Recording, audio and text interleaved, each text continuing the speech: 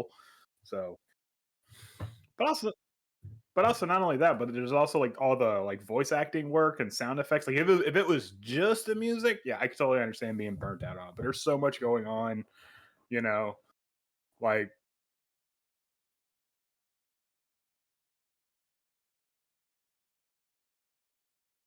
mhm, for Ragnarok. More more more like Ragna woke, am I right? 'Cause go woke, go broke.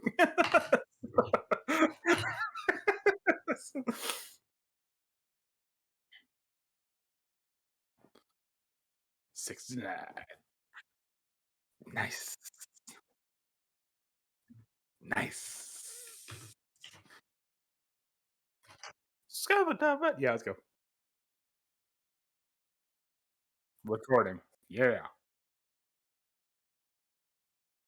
Sync. Sync. Me too.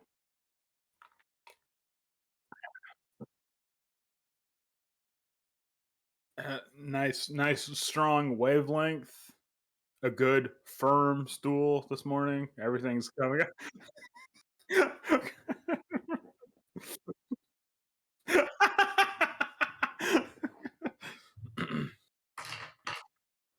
Yeah, sorry. I actually do have this. Okay.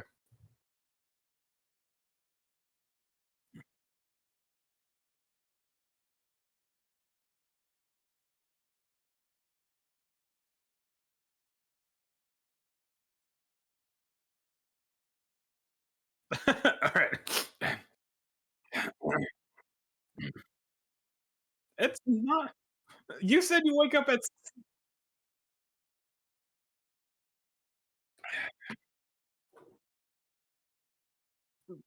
I had to take a quick nap before I woke up.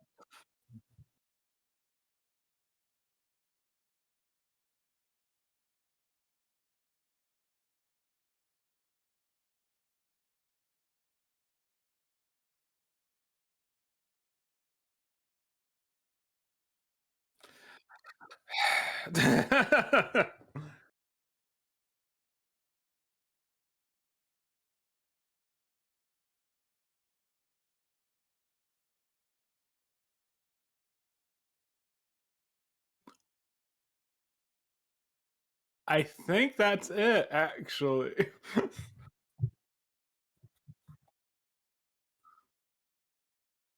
Mm-mm.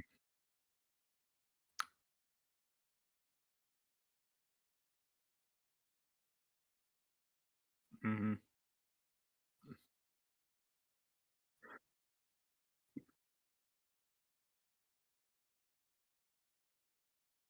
You can also tell it's really early in the morning for both of us because our hair is a mess.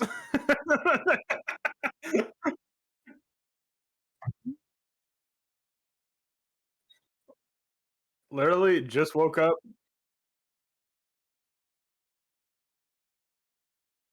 I literally just woke up, threw on a pair of pants, made breakfast, and then started recording.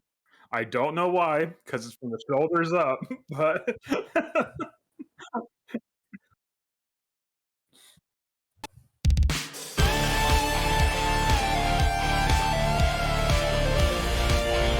so after that brutal assault by the orc warrior, the initiative now goes to you. Jose, what do you do? I'm gonna cast.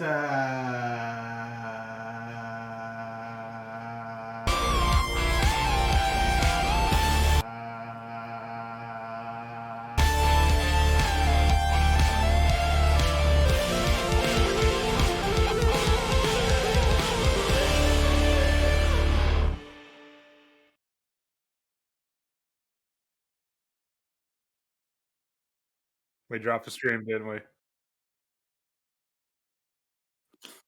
Oh no.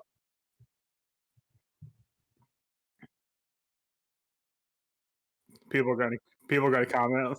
People are gonna comment like, "Wow, this one sounds a lot better for some reason. I don't get it." Screaming.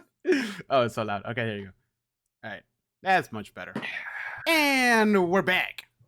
Andrew, Yeah. Let's talk about those ugly creatures that we don't talk a lot about. Let's However, not. before we get to that, Yeah, about to say, wait a minute, you're jumping the gun. yes, we have a strict format that we have to stick. Mm-hmm.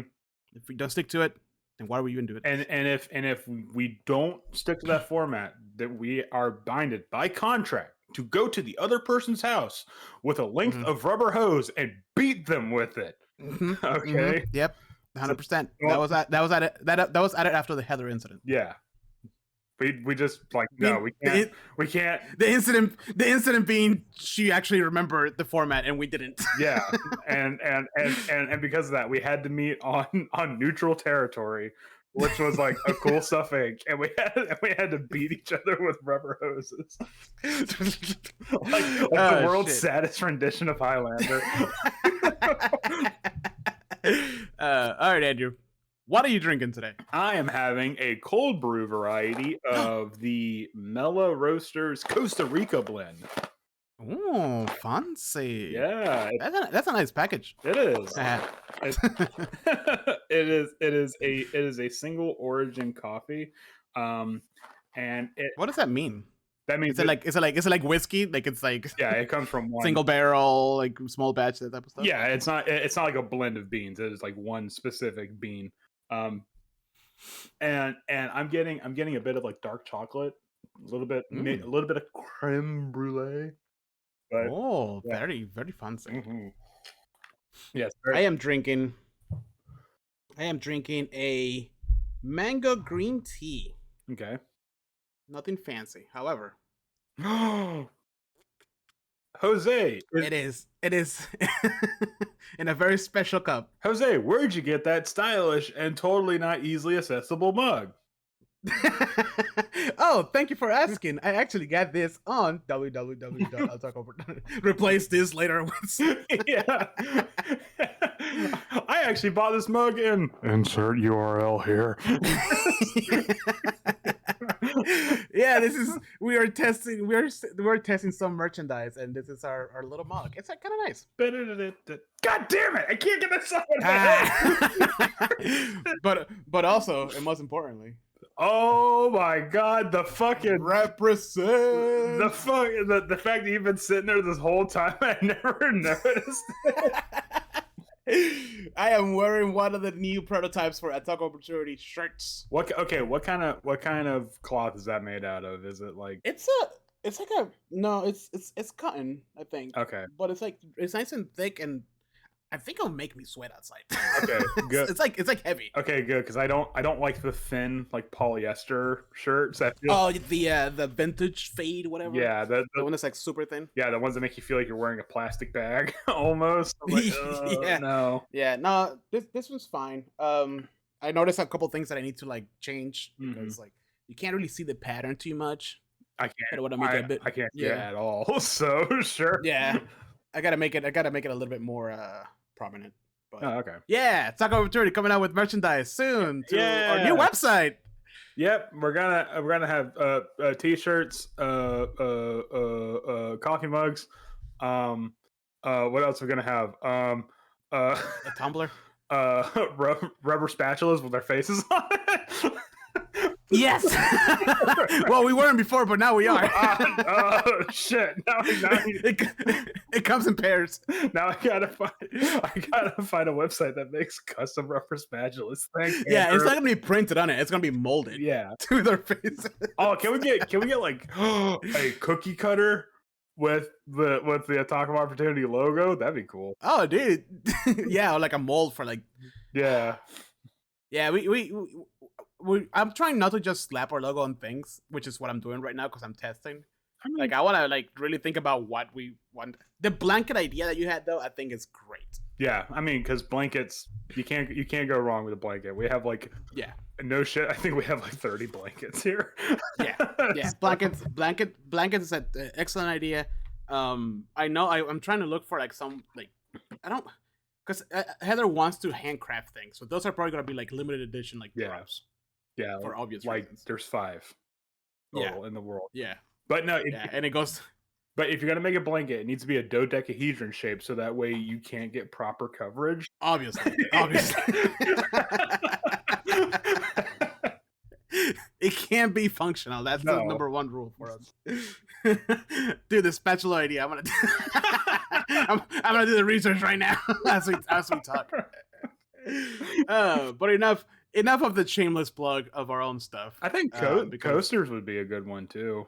Oh, coaster's a good one, yeah, because we always have drinks Yeah. when we're like recording and playing. And plus, like a dodecahedron shape is perfect for a coaster. I mean the outline, not like an actual. Like... I know. Yeah, balance your cup. yeah. All right. Yeah, there's ideas coming, okay. But soon, and by soon I mean probably next year. But whatever. I mean, and the great span of the cosmos. What is a year? So, yeah, right. It took me like 7 months to start working on a new website. So there's that. Yeah, and for 7 months, I had to hear like, I'm working on that website. I'm like, yeah, sure you are, Jose. I have the utmost confidence in you that you're working on that website. Listen, when I actually started working on it, it was done in like a week. So I don't blame you. You're talking about the guy that's like, all right, got to prep for this new session. Prep for 15 minutes. Whew, I'm tired. I need a bloodborne break. a quick 3-hour bloodborne break. Oh, dude, that's why. No, I'm exactly like you. That's why it took me so fucking long to work on it. So it's like, that's what actually made me think. Like, do I actually have like an attention deficit disorder or something like perhaps? That? Anyways, we do have a new website. However, speaking of, wait, let me plug in the website. Okay, let me plug in the website. We do have a new website for all of you that are following that centralized area place where you can find all of our content. We have is talkopportunity.com. Whoa, what a surprise. Mm-hmm. But it was actually like you have all the podcasts, you have a link to our live stream, you have everything's on there, and soon we'll have a store with merchandise. Yep. Because I know that Podbean, like their placeholder website is pretty good. Like it's nice, like it's a podcast website, so it shows you all the episodes. But that's it. You can't do anything else with it. So that's why I kind of moved us to like our own little thing. So if you're curious, just go check us out. Yep. But yeah, with that. Enough of that. Enough of talk opportunity crap. Let's talk about the real things. Dungeons and Dragons. Oh god, Jesus! I almost sneezed, and then that sneeze turned to a burp, and it did some weird things gastrointestinally. Yeah. Anyways, let's get this. Speaking of weird things that are gastrointestinal, I want to talk about our first monster. No, okay. That's an excellent segue. It kind of is actually. Okay, so the whole premise of this is that I know you have too, probably, man. I don't know if you've been as verbal about it as I have, but I noticed there's a lot of monsters and the monster manual that I feel like don't get enough love. And this actually all started when I was looking at Mordekainen's Tome of whatever. Tome of Foes? Yeah, sure. And I was like, man, why aren't these monsters more prominent? I'm like, okay, well, that's because they're not core monsters. But I looked at the core book, and I'm like, wait a minute, there's monsters in here that like I've never seen the light of day in a campaign. Yeah. So and unfortunately, I looked at through a lot of them, and I think the reason why is because a lot of them are just stats that are just like, okay, all right, it looks cool, but it does like 1d8 plus 3 slashing damage, and however. But then again, you can say that about giants too. Yeah. Yes. Exactly.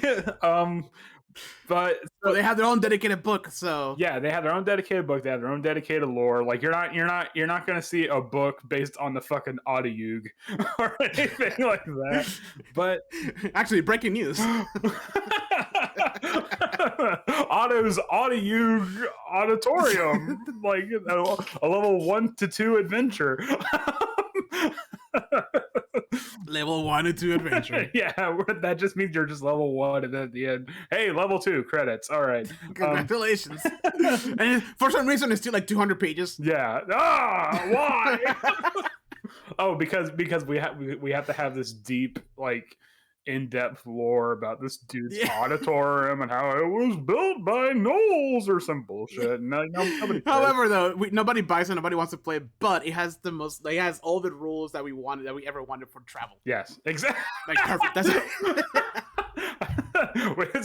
It's just the chapter says, all right, we did it. We made travel interesting. That's the title of it. Anyways, yeah, I'll be dead. That'll be the only reason why that book will sell. I'll be cold in the ground before they make travel interesting at 5e. Anyways, but there are some monsters I think that are interesting. They have interesting stats, they have interesting abilities, but they still don't get any of the spotlight. And that's what I think we're going to be talking about today. I hope, because the monsters I lined up I thought were interesting. So I didn't see what the monsters you lined up were. Mine are more like, man, I know I've read about these guys. Why have I not ever seen him in play? I think I might know what one of them is, and I was hard pressed to put that on my list too. So okay, but so what we're gonna do is that we're gonna do this a lot like how we did the monster, like our favorite monsters, where we're gonna have 3 for low tier, 3 for mid tier, and 3 for high tier. Yep. And I'll be perfectly honest with you, the 3 for low tier were like bam, bam, bam. The 3 for high tier, like I knew exactly what I wanted. The 3 for mid tier, I was like, oh, I had to make some cuts. Actually, wait, no. For me, I think for me it was mainly for me it was the opposite. It was mid tier was like bam, bam, bam. Really? And then low tier was like bam, bam, bam. And then high tier was like bam, bam, bam. No, I knew immediately which 3 high tier ones I wanted. Dresk. Yeah, no, yeah. Oh man, this one doesn't 3 times. This one doesn't get enough play. No one ever talks about this hidden gem called the Tarask. I don't get it. Yeah, what?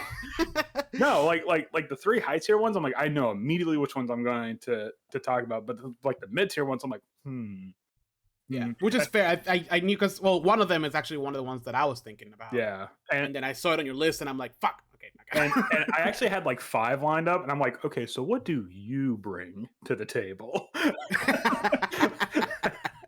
I think this is gonna reflect a lot on our campaign ideas from last episode, because yours are gonna be like very thought through, and I'm like, wow, this guy looks cool. All right, moving on. That looks neat, dude.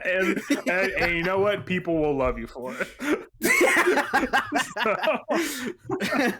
All right, let's get started. You know what? That does look neat, Jose. I'm over here just like, okay.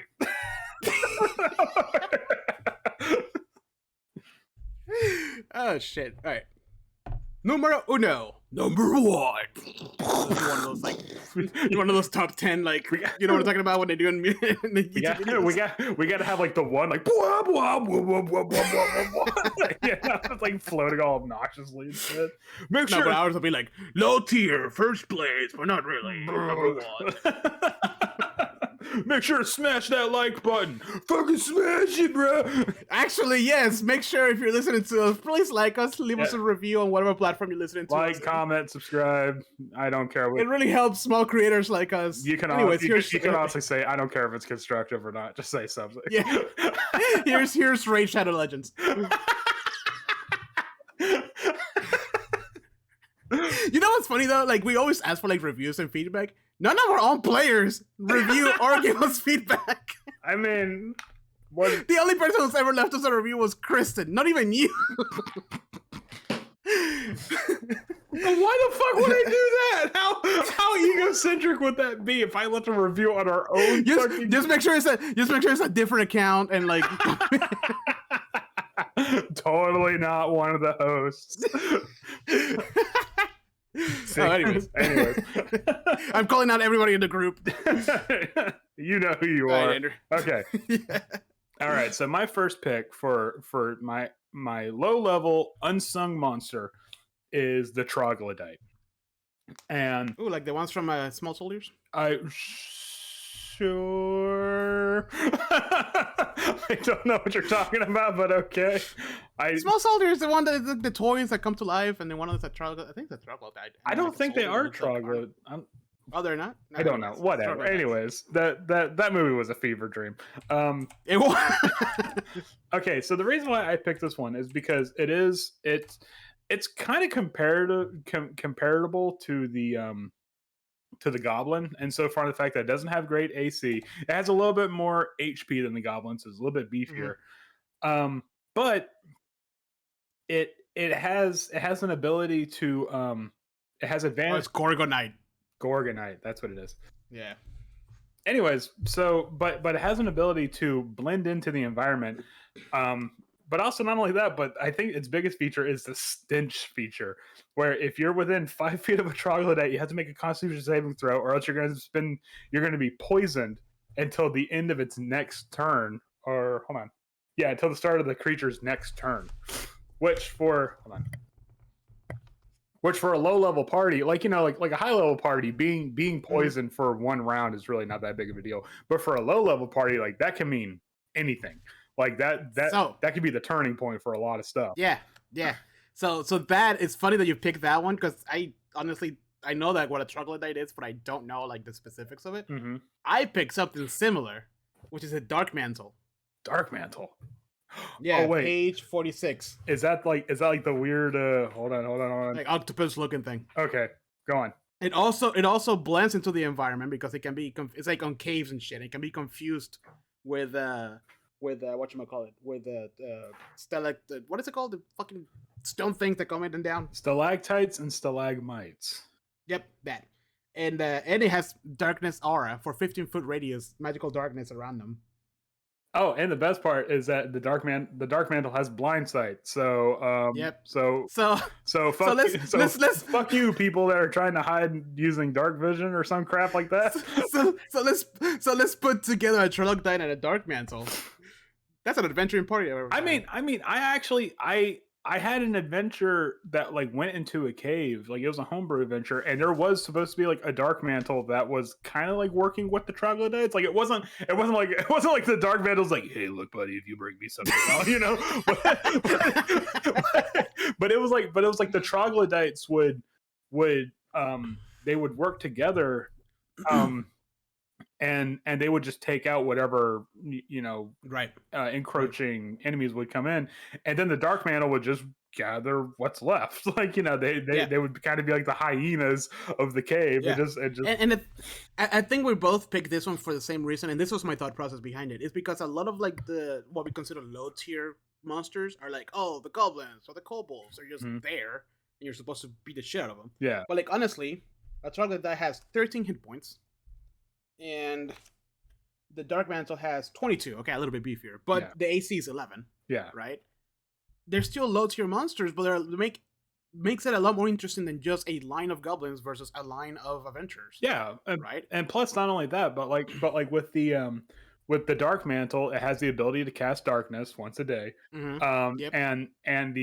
And the troglodytes have the ability to poison your adventures. So I mean, it's just a lot better than 1d4 plus 1 damage that the goblin can do. And then that starts getting your. And I wouldn't do this like, oh, the first encounter is this. That's kind of a bit of an asshole move there. But like, it can start shifting the thought of like, oh, just beat it with a stick to, oh, okay, we got to think about. What spells am I going to be having on my inventory? Oh, do I will prepare for something like this? What do you do with darkness? Like that's thinking outside the box of just hit it with an arrow, hit it with a sword. But also not, which I think is interesting. But I mean that as well. But you also have to think like if you're in a troglodytes and in a dark mantle's natural environment, which is a cave. Okay, a cave. Yeah. Like 5 feet in a forest or a flat plain is whatever, but 5 feet in a cave might be like an impossible length because hey, this cave is only 3 feet wide. We're all in single marching order. So if I'm within 5 feet of a troglodyte, chances are the dude behind me is also within 5 feet of said troglodyte. So now we're both going to be poisoned. And meanwhile, the new guy's in the back puking his guts out. We'll turn off the light. Yeah, and then that's when the dark mantle just like everyone's throwing up, and then this inky blackness comes, and then next thing you know, one of them has a dark mantle cap on, and now things have really gone south.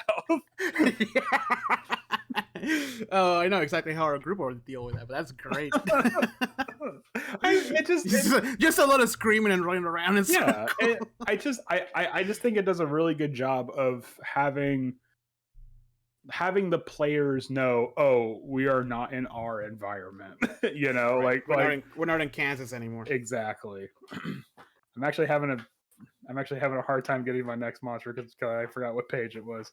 You're gonna. Quagog is 256. Well, don't ruin it. Oh shit! It's the next one, Andrew. What's your mystery?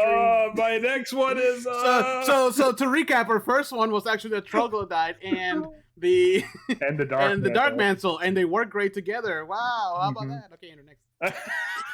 Okay, so my next one is the Quaggoth. The Quaggoth. Oh yeah. Whoa. The one that looks like some weird feral like Underdark bear. But why did I skip this? I don't know. Like I feel like this is my first time seeing a Quaggoth. I don't know.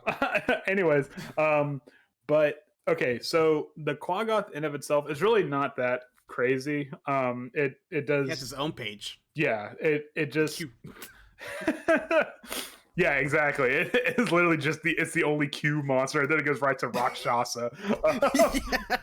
Anyway, so the Quaggoth in of itself is really not that crazy. It just does 2 claw attacks. It has quite a bit of health. It's a CR2 monster with 45 hit points. Not really that great armor class.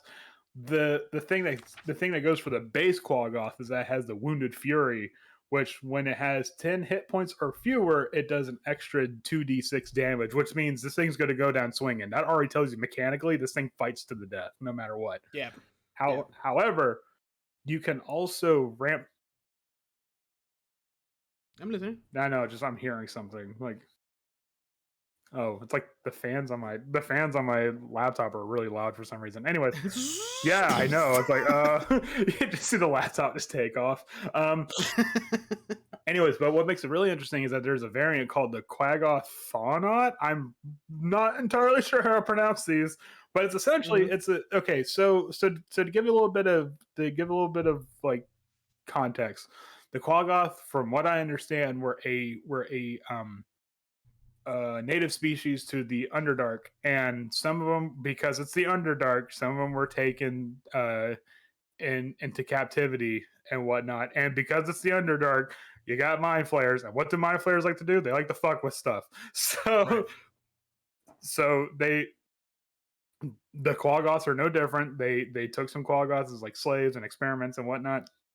And all that did was give the Quaggoth magical abilities.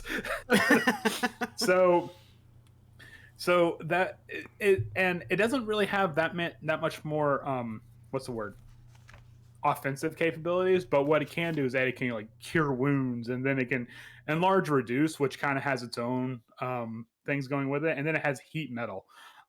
So there's just a lot of weird things that like a Quaggoth Faunot can do that I think would be much more interesting, especially like in an Underdark setting where like you're already like kind of on edge because you don't know what's going to happen. Like this is a place where gibbering mouthers are like a normal thing, and you just got past the Dark Mantle troglodyte cave, and now you meet this weird bear thing that is using Mage Hand. but maybe you don't. Maybe you already met a couple of them, so you're like, oh, it's just a sponge.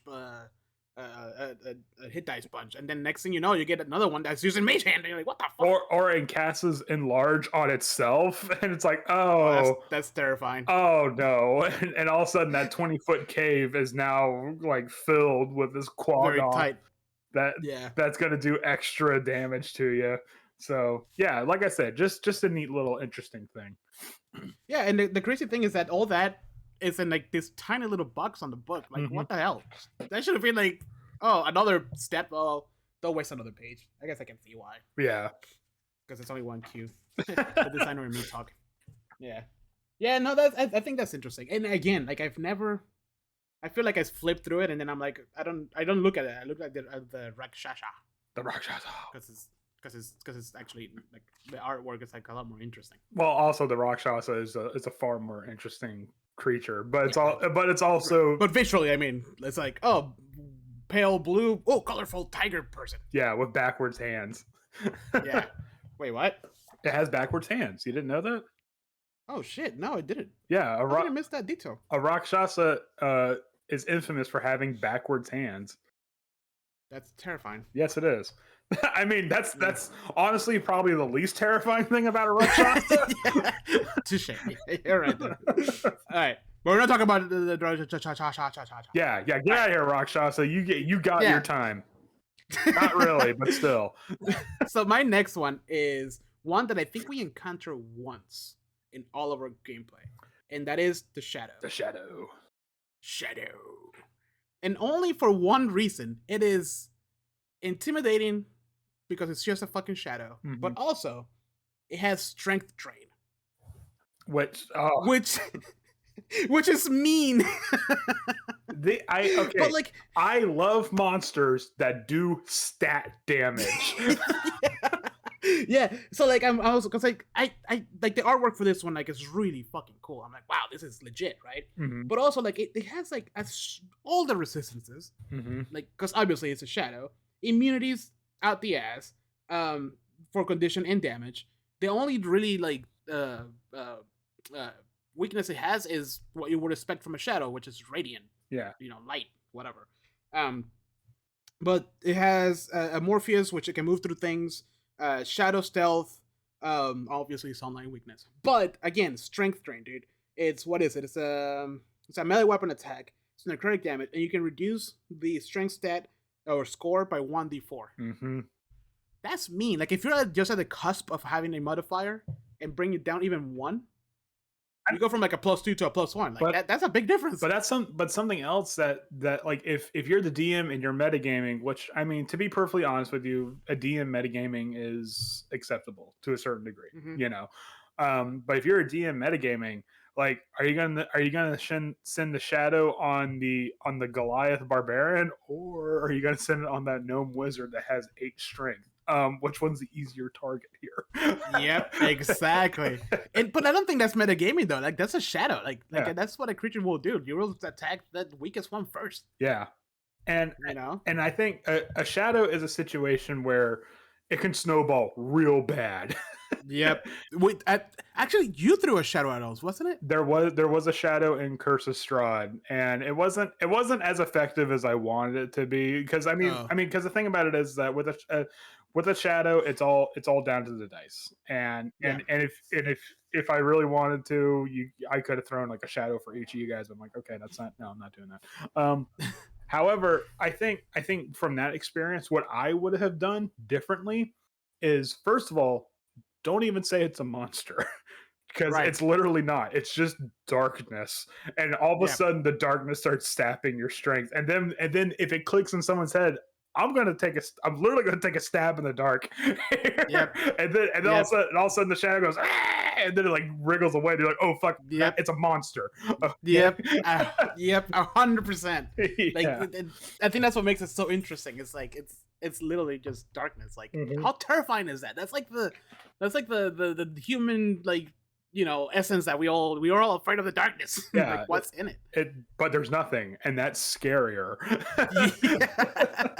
Because if it was a creature, you can just stab it to death. Well, it is a creature, but if it was like an actual like thing you could see. But the thing about it is that, okay, so if it's a low level party that's fighting a shadow, and it kills somebody with the strength drain, that person in 1d4 hours becomes a shadow. So if you're like a level 3 and below party, and you don't really have that many capabilities to bring people back, you're gonna watch your best buddy just like just become the shadow himself, and now he's part of the problem. So take with that what you will. That's also but I mean that's like prime like whatchamacallit, like the story building. Yeah. You know what I mean? Like that's an excellent like a plot point, and then maybe that player makes a new character, but now you're dealing with whatever that backstory was. You know, a lot of potential there. Yeah. Also, it's a cool monster in my opinion, or a cool creature. Oh yeah. Right, Andrew. What's your third low tier? Okay, so my third low tier monster is the Thrykeen, which is this weird insect looking thing that's like it's wielding something I think it's called a chatka based on the variant. And it's wielding a chatka in one of its 4 hands, and then it's wielding a glaive in the other 2. So that this looks like this looks more like like a Starfinder type It uh, does. class. It does, which makes me think that maybe the planet that Favor's on is a lot older than it appears to be. Um, Right. but so it um the thing that immediately jumped at me was that I said Thrykeens are native to deserts Mm. and Sahara, not, oh sorry, not Sahara, savannas. So, So so that there's actually a lot of monsters that when I was looking through them that they dwell in deserts yeah, that we never use. Maybe for that reason that we haven't seen it in books or whatever. But I feel I like there's a lot of potential to make like a desert adventure. oh yeah, there is. And I think, is there any adventure that has really touched on the desert? Like, Storm King Thunder ends in a desert, but it's not like but like it's not like in like a desert setting or something, right? no. Okay, all It's right, throughout all of the Sword Coast. yeah. So the thing that I liked about the Thryking is that the base Thryking, because there's also a variant, the base Yeah. Thryking is really not that crazy when it comes to attacks. It does have a bite that can potentially do poison if you fail your Constitution save, and it has a claw attack, but it is a natural. It has like a natural stealth bonus using its chameleon carapace, but also it's very mobile. It has just base 40-foot speed, which is going to be faster than probably any character that's in a low level party outside of the monk, maybe. But then on top of that, like if you like let's say for whatever reason there's like a group of Thryking that are beating the crap out of you, like okay, let's just get out of here, just start running. It's gonna catch up with you because Yeah. because it has the standing leap feature, and if it dashes, it's gonna be doing 80 feet. But then on Yep. top of that, you have the variant, which all it does is that it gives it a better melee attack, it gives it actual range attack, and then it gives it spell casting. So Yep. like blur, blur for a low level party, it's just the probably going to be one of the most annoying things you can encounter. Um, and then it's going to have magic weapon, which is probably going to be devastating in the wrong hands. So I mean, a Thryking, I think a Thryking would be a very interesting desert encounter where like you're wandering through the desert, all of a sudden you're like this locust Yep. noise. Also, a Thryking like bursts out, not unlike a what? Help me out here. The The Fremen, Fremen. yeah, Yeah. and suddenly the desert, and from the desert bursted Thryking. Yeah, no, I agree. And then they also look. I mean, they look pretty intimidating too. Like a fucking hell. Mhm. Like there's not a lot of creatures that look like that, in my opinion. And they speak Thryking. They have their own language. So Unbelievable. good luck. Yeah. What is there? Is striking like one of the ones you can pick as a? No, No, yeah. Okay, that's what I thought. no. Dude, that'd be really cool. Like finding like maybe they're all not bad or whatever, but like you find like a tribe and there's no way to communicate with them at all. But that's like the main goal of the adventure will be to like pass through that, right? To like, you know what I mean? Like to deal with that Yeah. problem. And like for all you know, like they might be just planning to kill you, but you can't tell. I mean, and the monster manual says they're chaotic neutral, so they're not evil. They just Right. they just don't follow the laws of society, and they'll Right. probably just stick up for themselves. So I So mean, Fremen. so yeah, so you just have to understand why the Thryking took your dead compatriot, because they need his water. Yep, exactly. You know, Yeah. it's a beautiful thing. You just don't get it. Okay, Dude, I'm so sad that they didn't put that in the book. I mean in the movie. they did. They Wait, brought no. when he they haven't gotten there, I guess. yeah. When they take the basilet and like they do all that, I was like, Yeah. There's still potential. There's still, that's true. That's true. yeah. All right. Come on, Well, Denis Villeneuve. yeah. All right. My third low tier monster. It's actually a group of monsters, and it's the Modrons. Ooh, okay. For many reasons. I was thinking about that. I'm like, I don't know. For many reasons, because like through my whole freaking DM career, like I've only seen them once, and it was because of a trap Mhm. in not even like an actual like main adventure, but in the Rick and Morty adventure. Which I was like, I okay, mean, but like this just this could even be in my opinion, it could just be like a even like a quick short kind of like you just stumble upon like these, I don't know, ancient ruins, and it's all run by these tiny little creatures that at first glance don't even look like evil at all until you maybe the players like mess with something specific in their machinery, and then like boom, you have 3,000 Modrons like trying to kill you. You know, and it's a wide range too. There's anything from like the very basic little tiny one because it all looks so cute that just has like a little pokey sword, all the way to like the pentadrone, which has freaking paralysis spray gas. Um, and it's still considered a low tier because it's only 32 points and it has a AC of 16, right? Yeah. But like the whole like all the lore behind it, how just like just a mechanical creatures, sentients that just want to make things work. They don't usually live in the material plane, but then if you find them there, that's already interesting. Maybe there's one that's kind of like a takes takes a liking to the group and is trying to like help them through or something, but then the rest are just like, no, they don't fit in the machine, blah blah blah blah, and so, or something along those lines. I don't know. I feel like these guys have a lot of potential to have a lot more play in game because they're just tiny little annoyances.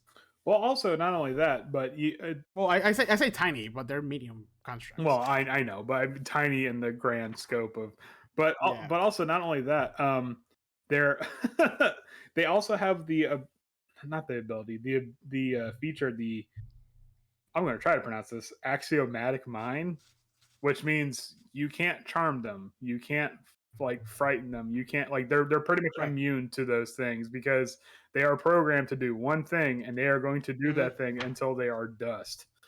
Yep, I can see almost like messing with a bee's nest. Yeah. You know, like it's like just or wasp nest. Sorry, and like you do something wrong, like you're all the way through trying to find this mystery, and then you do something that causes all these guys to go crazy against you because you're a harm to their hive. Like that could spell problems. I can't. I feel like any of the Modrons would be something that, at the very least, would be the worst annoyance in the world. That is until they get the what's that big boy from Mordekainen's the inevitable or something like that. Is that what it's? I can't remember. It's a gigantic Modron that will automatically hit. There's no plus whatever to hit. It just says it's an automatic hit, and it does a flat 50 damage all the time because it is an absolute being of law, and it's like, no, I will do this, and you will take this much damage, regardless. So, and they're also all lawful neutral, which means so it's like. If they're against you, you did something wrong. Yeah, I mean it's and I feel like dealing with a Modron would be like dealing with the Faerun equivalent of like a DMV. where it's like okay, did you bring form JA-12D? It's like that. It's like no one told me I had to bring form JA.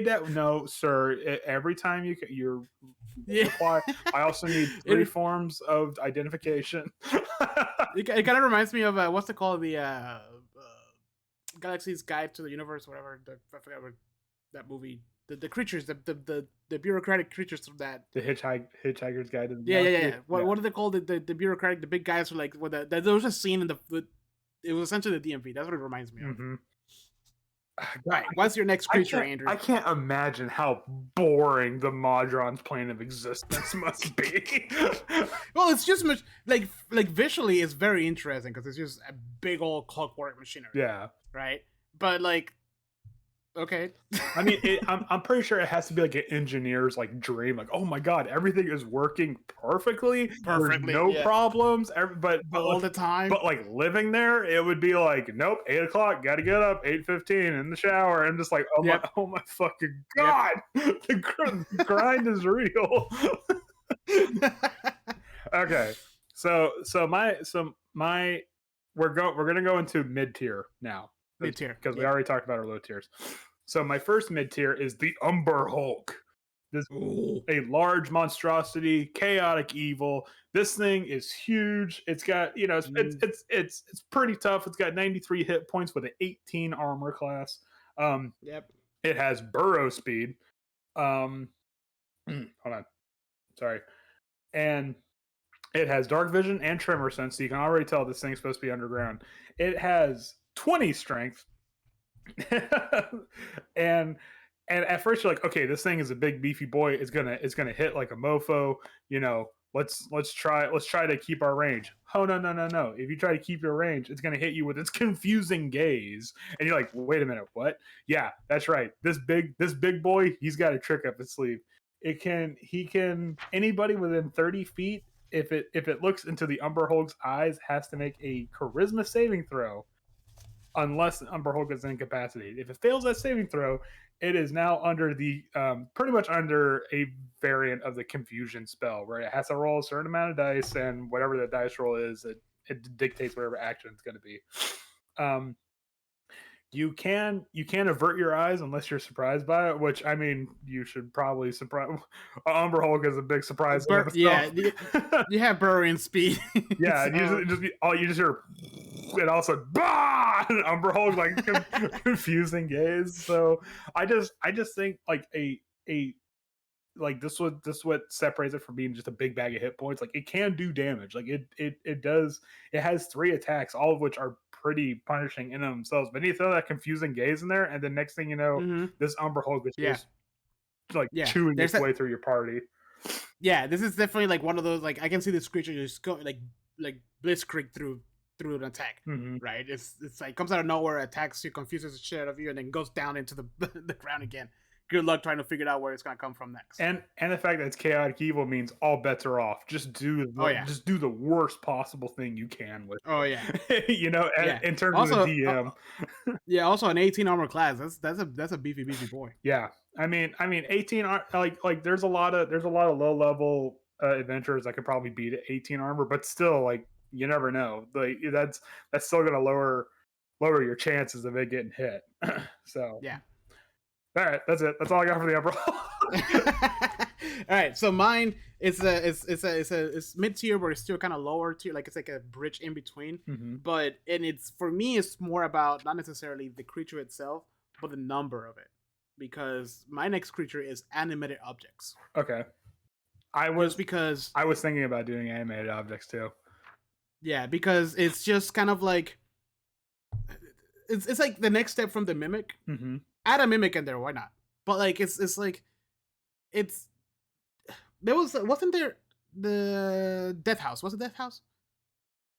There was not one adventure that like it got us paranoid we couldn't touch anything, Right. right? But like if you have a whole fucking house of animated objects attacking you, it's like non-stop like stripping away from your like your HP pool. Yeah. For all of it. You don't know what's next. And some of these have like pretty like I remember when you attacked us with the Rug of Smothering. Uh-huh. That was like for like we were like what, like level 11? Mm-hmm. We were level 11. And the fucking rug like almost took us down. And now every room you go in with a rug, you're like, someone check that rug. Someone stab that rug. Just poke it. But even if you stab it, like you just get to like attack, like now you get attacked by swords behind you. Yeah. You know? So like I don't know. I just find it very interesting. It's just like one of those like non-expected monsters or creatures or whatever constructs. That just oh, okay, everything in this house is trying to kill us. Whoopie-doo. And it honestly, it doesn't even have to be like just a sword, just the rugs. It can be the toaster. It can be the forks. You know, just give him the stat of a sword. A drawer full of animated objects. Like, it's like I'm going to check the cutlery. No! And just turn around. Oh, just a bunch of forks and stuff.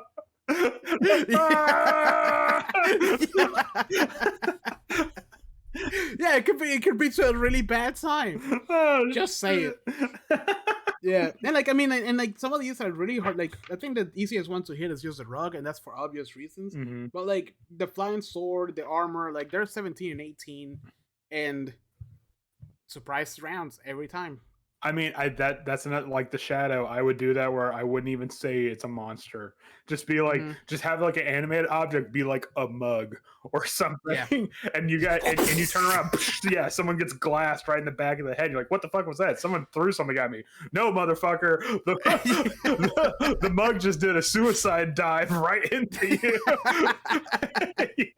Yeah, they should expand. They should expand animated objects into like a smaller tier one, so you have like I think a bunch of like polyhedral dice just come at you. I mean, there's there's a spell animate object, and you can just take that because That's true. it gives you stats for small, medium, and large. So you can have like it could be like the end of Beauty and the Beast, where like the fucking armoires like attacking people. So, but you know, like, and I love animated objects because I'm kind of a sadist and I love making players paranoid. Oh yeah, I know you are. And that's, I think if you're a DM or you're not a little bit of a sadist, like I mean, you got to have fun. Like you got to have one of those like half burnt out logs in the fireplace be an animated object. So that way, like, I'm gonna go investigate the fire. Like they get like clocked in the jaw, and like, why would a wizard animate a fire log? And just fuck you. That's why. Because you know what? I just rolled a D100, and every time I hit a 90, something in that area you're investigating becomes animated. That's why. I will name the wizard that made that spell for that house or whatever creature it is. I will name it Pixar. Pixar. Because you're animating everything. That's true. Pixar the wizard. Do feelings have souls? Do souls have feelings? All right. What's your next one? That was a good strong pick. My next one's gonna be the Galeb Doer. You know, I this is another one that I kind of like looked at. I'm like, man, this can be like. Well, I'll let you explain it, but I was like, this could be like a really bad time. Yeah. So a Galeb Doer is an elemental, which for some reason is not under the elemental page, but whatever. Yeah. Cool. It is the only creature. Okay, first of all, it has a lot of damage resistances because it's a rock monster. Yep. 1 damage immunities, a lot of conditions immunities. It is the only creature I can think of that has a rolling speed. Yeah. Does it really? Yeah, look at the speed. It says speed 15, and then in parentheses 30 when rolling, 60 when rolling downhill. What is that? Oh, rolling charge. Okay, yeah. I see. And so I think the best way to use this would to because it does have like the slam attack, which is meh. But the best way to do this is have the players be up on a mountain. There is a not an earthquake. What am I thinking of? There's an avalanche, and there's a big boulder heading towards the players, and all of a sudden the boulder like unfurls. It's just like yeah, like with limbs and legs like jumping out towards, and that's the Galeb Doer, baby. And when isn't there a Pokemon that's like that? I think there's a lot of Pokemon. Yeah, Golem is a big one. Yeah, and so if you get hit with the rolling charge, it does the slam attack. You take an extra 2d6 bludgeoning damage, and then you have to make a strength check to make sure you're not knocked prone. That's cool in of itself. However, it can also animate boulders, which means it's just like, hey, I need help. Boom, there's a boulder, and then essentially another Galeb Doer shows up because it has the same stats except it just has lower intelligence and charisma. Which I mean, it's a rock, so who cares? And hey, the rock is very charismatic. Anyways. But so not only that's why I didn't say anything about intelligence. Yeah. But so not only do you have this thing that is a natural, like has natural camouflage, and it can roll and deal damage, like it can deal damage just via movement, but then it can also call in reinforcements, which to me is always a bigger thing. Like, oh god, this guy is we've all fought that monster RPG that's summoning more monsters. You're like, all right, we just we need to kill this guy. We just need to focus on this guy for right now. Now, here's my question. It only says that the Galeb Doer magically animates up to 2 bolts you can see within it. Mm-hmm. It has its statistics like those of a Galeb herb. Oh, never mind. It does say it lacks this action option. Yeah, it can't. I will just erase that part. I mean, let's ignore that. I mean, it's all gone on record that I have ignored rules to make fights more interesting. Ghosts. You don't know any of the possessor's abilities. I didn't see that. I don't know. I don't know what you're talking about. I understand the council has made a ruling, and I have come to the decision that it's a stupid ass ruling. Yeah. Damn. Yeah. So yeah, I like that. Yeah. yeah. I mean, it's just an interesting creature that you can throw. You could because I feel like there's a lot of areas that you kind of have to strain. Like, okay, what would be natural and like a mountain setting, and a Galabdur would be Mm-hmm. great for a mountain Mm-hmm. setting. You don't have to think so far. It wasn't a mountain, boulders. All right. Yeah, exactly. So there you go. All right, All right. what's your next one? My next one is actually one of my favorites that I haven't gotten to see a lot in play Mm-hmm. because it's it's one of the coolest creatures. Like I kind of like attach myself to, which is the displacer beast. Okay, let's. They look awesome. They have tentacles. Those tentacles hurt. I mean, they have teeth in them. Mm-hmm. But most importantly, every attack has essentially disadvantage because it's always looks like it's not where it's supposed to be. It has like a constant blur effect on it. Yeah, which is great. Right, which is great. Sorry. But yeah, it's a fucking panther with tentacles and like what 6 arms and legs. The only thing that I would add to make the displacer beast even better was because it only has the tentacle attacks, which is so weird to me. Like you have tentacles, but you also have 6 claws. Like use those claws. Yeah, Yeah. Like at the very least, I would use like 4 consecutive claw attacks. Yeah, or his iron legs. Or have it be like because if you look at the tentacles, they have like weird hook teeth on them, which is already kind of don't think about it. but well, I mean it's bludgeoning damage plus piercing. Yeah, so it has the hook claws on it. So just have it hook onto something, and then the displacer beast just goes to town, just just tearing up at it.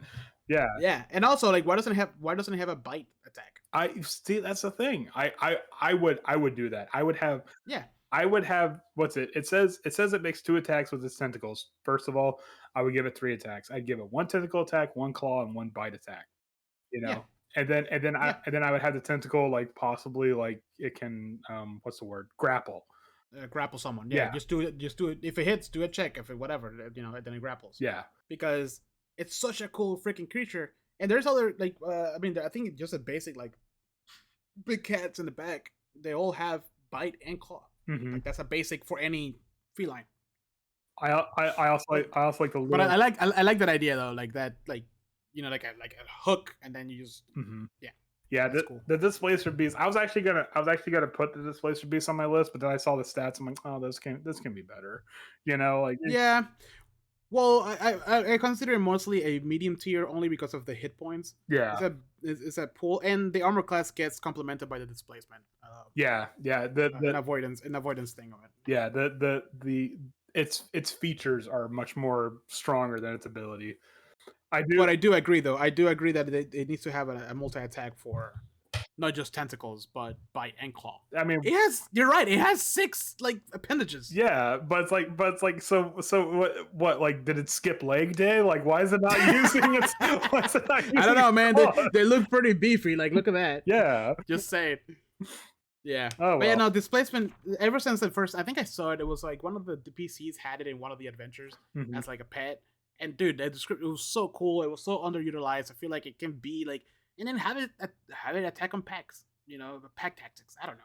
Yeah, I mean, no, I mean it's a natural Feywild animal. So throw in, like you said, throw in the pack tactics. Throw in like the like the ability to do passive perception based on scent and stuff like that. And like I feel like the displacer beast stat block is a good jumping off point. Like I would throw more stuff in there. Yep. And then maybe have that the basic, and then have a displacement beast alpha be like the one we're talking about. Ooh, can you imagine a displacer beast lycanthrope? Yeah. Oh, you transform in a big old tentacle. It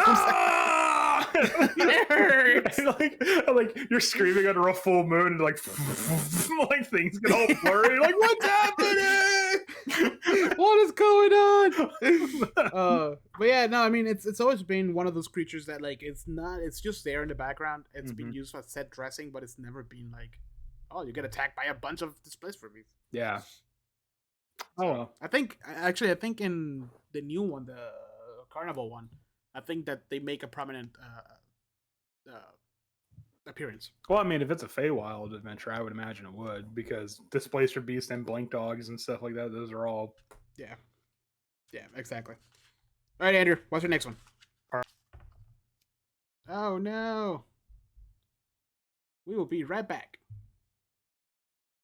Oh, maybe we are back. That was weird. Yeah. just Discord's like, okay, you're done. And it just like shut everything down.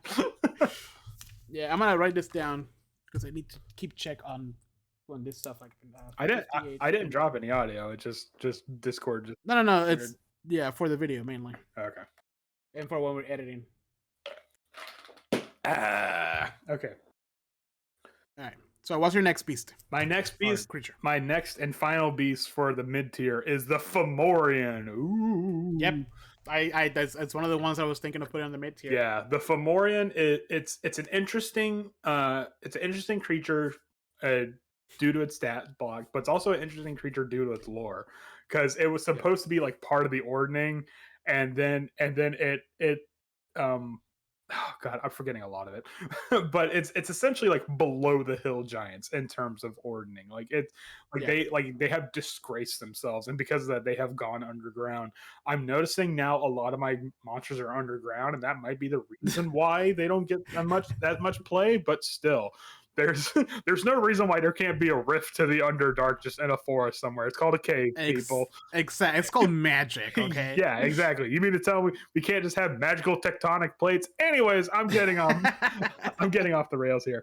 Oh no, sorry, they were cursed by the Fae. And that's what gave them their appearance. So these things are big and ugly, and they have the evil eye. So which I love that, because I don't know if in like American culture is the same, but like in Spanish culture, evil eye is like an actual thing. Oh yeah, no, I mean what's it? Actually, it's funny. I learned that from my mom's side, and she's Hispanic. So yeah, no, American culture does not have the evil eye, but yeah, the evil eye. Yeah. So I actually think the Fomorian stat wise is far more interesting than the giants, only because it has this one extra thing. So yeah, exactly. Which is telling us to how little is needed for the actual giants to make it a very interesting. You just got creature. You just got to give us a little bit something extra. Exactly. I'm not asking for a miracle here. I'm just asking for something a little bit extra. So it can use its great club, which okay, cool, whatever. A giant can swing a rock, whatever. That's neat.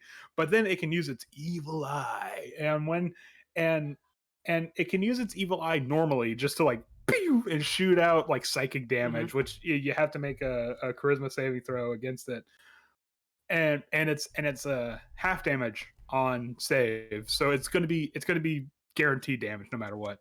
But then it can use the curse of the evil eye, and all it says, it doesn't really go into much detail, but it says it makes whoever fails the saving throw is cursed with magical deformities, and that's it. It doesn't go. It's left up to interpretation. Yeah, it doesn't go into detail exactly what happens. It just says it's cursed with magical deformities, and then it gets half speed, disadvantage on ability checks and attacks and stuff like that. So it's like what, like the curse of the evil eye. Scoliosis. What's bone spurs? Like what happens? Like is it? I look like Trump. I throw out my back. I stand weird. Tilted. That's when you realize you slept funny last night. No! Yeah. my shoulder. No! It just makes the players' characters like actual players, like what they have to deal with on a day-to-day basis. Your knee feels funny. You're not sure if you should go to the urgent care or just deal with it. You got 7 hours of sleep, but it was interrupted in the middle of the night, so now you can't concentrate. No! I mean, honestly, I think that's perfect. It's just, how are you feeling? Not. I don't care about the character. How are you, the player, feeling? All right, that's what they got. Any weird pains? Yeah, that's it. Why does my knee hurt? I don't get it. Oh man. Okay, that's Yeah, it. no, that's a good one. I love. I just when I read Evil Eye, I'm like, oh, this is perfect. And then, magical sure enough, you already had it in your list. magical deformities. Cool. Cool. What? I got a club foot now? What does this mean? One ear is slightly higher than the other one. Oh no, I had shellfish. My hands are bloating. Oh man. All right, my last mid-tier one is also another group, Mm-hmm. and that is genies. Okay. Because genies are, in my opinion, almost as interesting as all these fucking dragons that are everywhere. Right. But it's just a bunch of them. They all have their own independent whatchamacallit, Agenda. agenda, and like why are these not seen and played? In all of our time playing together, we only saw it in Hell once. I think the only reason why is because when you have a genie, they have that wish ability, and you are playing with fire. I know. When you have that But wish you're ability. you're also a genie. And what I would do is that if anyone hasn't watched the movie Wishmaster, it's terrible, but but it has a genie as the monster, and so what happens that anytime it's like, oh, I wish I was immortal, and be like, okay, yes, I will make you immortal as a statue. Yeah. Like, Yeah, exactly. But like, I mean, you have like they all have magical abilities. But you have the Tao, which is pretty cool. The genie with a D in the front, on the front of it. The Afridi and the Marid. Yeah. Like they're all very unique. They're all like very well rounded, especially the Marid. But they all have like great fucking skills. Like I'm not saying this is like it happens in every adventure is when you're level 7 or whatever. But like this could be a very cool like sub boss. You know what I mean? Like a boss before the big boss type thing.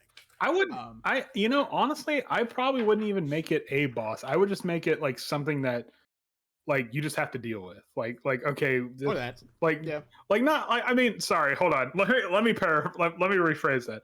I mean like insofar in the fact like okay, you're on the elemental plane of fire. Okay, right. The and the thing is that in Faerun, the genies are not enslaved to lamps and bottles. If you do that, right, that's actually the biggest insult you could do to a genie. They're actually the ruling class. Yep. So you're in the elemental plane of what the fuck ever, and you're like, okay, we gotta get the blessing of the Safridi for whatever to continue on with the quest. All right, let's just do what he needs us to do. Right. We're really not in a position to go against him. So we just, and so it can add a little bit of like political kind of like intrigue. Yeah, a little bit of political intrigue. You gotta navigate some of those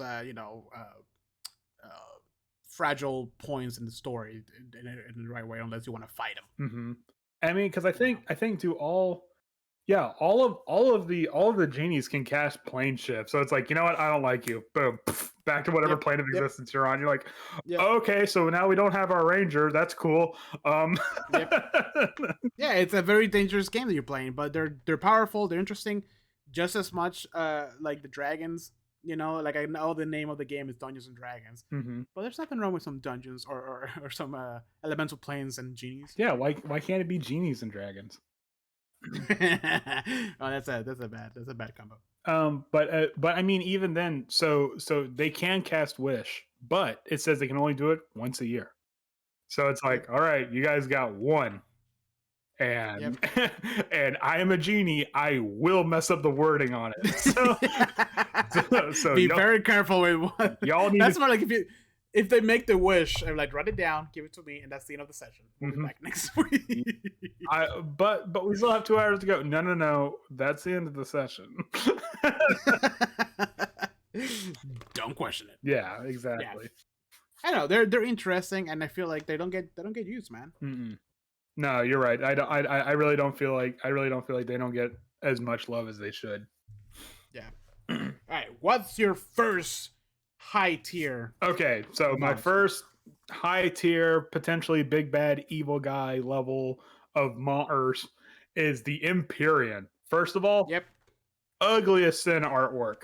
That's the first thing I noticed. Yeah, That these things I are know. fuck ugly.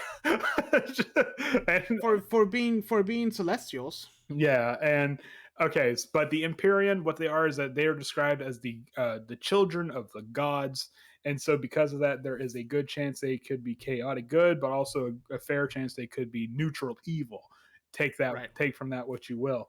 Um, because they are the children of the gods, they have all of these abilities at will that they can just boom, just pop off. No Yep. components needed. They can also use a bunch of cleric spells. Um, but not only that, legendary resistances, innate spell casting, magical resistances, legendary actions in of itself, and even outside of that, this thing hits like a freaking truck. It has a Yep. plus 17 to hit. It does 66 plus 10 damage, and then it has to make a Constitution saving throw, or else it's going to be stunned. So Yep. so you get walloped upside the head by an Empyrean, that could be the end of you, because I doubt an Empyrean's going to be fighting by himself. So you're stunned, and then all the Empyreans like little ragtag gang comes, and then that's it. Say goodnight to the barbarian in the group. But then not only that, okay, so let's just say, oh, I'm a barbarian. I have resistances, this kind of damage, blah blah blah. No, you don't, motherfucker, because now it can use its bolt attack, and it can decide what kind of damage it does based on that. It can do acid, cold, fire, force, lightning, radiant, or thunder. So take that. It's just like the wizard's like, oh, I cast a spell that gives me like, I don't know, acid resistance, and then like right before it hits, like the bolt stops, and then it switches over to thunder. Boom. So Yep. Nope. This is because I have a thing for like celestials, but this was gonna be like my first pick, and then it was already on your list, and I'm like, mhm. fuck. Yeah, and then on top of that, the spell casting you can do has like, I think it's, yeah, plus 15 to hit, and has a DC of 23. Mm-hmm. So like this, you're gonna have, even if you're like high level, you're gonna have to roll really good with this thing. Yep. But then on top of that, it also has like the lore implications. Like, these are their childrens of the gods. So how Yep. strong must the gods be if the childrens of the gods could do this much damage? So Yep. I just think, first of all, ignore the art. Just don't even use the art. I would say the Empyrean is a good stat block to use to Yeah. whatever, like I don't know. Let's say you're having some weird god killer campaign, and like the son of like Hieronymus is like, all right, we need to stop this, and that's where you throw in the Empyrean, and now that's the big bad evil guy, quote unquote. I Well, mean, yeah, but also the fact I mean honestly, I don't think I have a problem with the art because it has a very Herculean like type look to it. Like mhm. Hercules was a son of a god, so I get it. You know what I mean? Yeah, I don't think it's a big deal to keep that in there.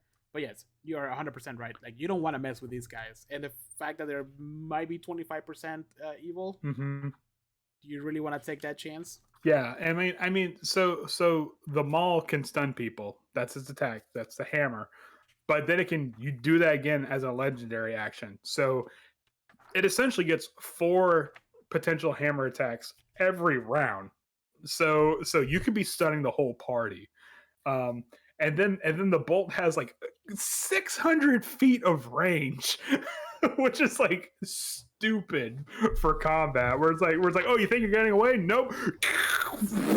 And it just throws a lightning bolt at the party. I mean, I don't know. I just it's No, it's an intense creature and it's very buried. Like, no, when was the last time you even heard the word Imperium? I've never seen an Empyrean in action. Like, Yeah, I've never seen it in a book. I've never this, nothing. this might be one of those like it will require like that's like you said this is the BBEG. Like, there's no like, but Imperium, like you said, it's not a sexy monster, No. But I mean, and I think that's why. but you know what the Empyrean is? It's Thor. Like, it's literally just Thor. Like, Yeah, just bring down the god of thunder on these it's, people. it's especially if you've seen the Love and Thunder. I haven't, but Yeah, he gets Zeus lightning bolt. Oh, okay. Spoiler alert. Oh, well, no, whatever. Oh no! Wow, what a surprise. Oh Um, no! Please don't spoil a Marvel movie. I probably am never going to see. Thanks, Marvel Burnout. yeah, right. All right. So for me, I think my first one is the Drider, Okay. page 120. It's not as beefy as the Imperium. You kind of started strong with that one there. I know. I'm sorry.